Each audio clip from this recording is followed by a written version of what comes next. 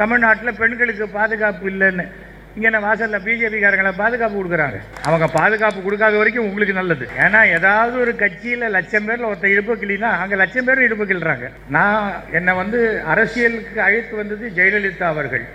அப்புறம் அரசியல் கட்சியிலேருந்து என்னை வெளில அமிச்சதும் அவங்களே தான். அப்போ தான் தெரிஞ்சுக்கிட்டேன், ரொம்ப அளவு கடந்து நேர்மையாக இருக்கக்கூடாது ஒரு கட்சியிலேருந்து. நீ சரிப்பட மாட்டேன், இவன் அதுக்கு சரிப்பட மாட்டான்ட்டு அமிச்சிட்டாங்க நமக்கு. அப்புறம் காங்கிரஸில் ராகுல் காந்தி கூப்பிட்டாருன்னு போனேன். அங்கே 2 மாதத்துக்கு மேலே வச்சுக்க மாட்டேன்ட்டாங்க, அவங்களும் அமிச்சிட்டாங்க.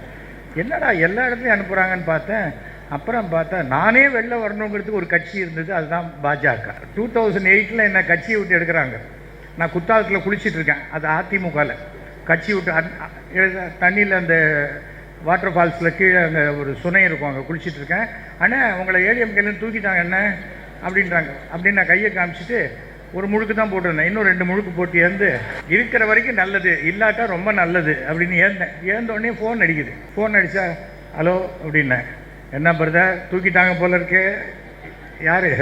நம்முடைய அன்றைய துணை முதல்வர் தளபதி ஸ்டாலின் அவர்கள் என்னை கூப்பிட்டு சொல்கிறார். என்ன சார், யார் என்ன தூக்கினா? நீங்களாம் இருக்கீங்களே, நீங்கள் தான் ஃப்ரெண்ட் இருக்கீங்க, எனக்கு அப்புறம் எனக்கு என்ன இருக்குது சொல்லுங்கள்.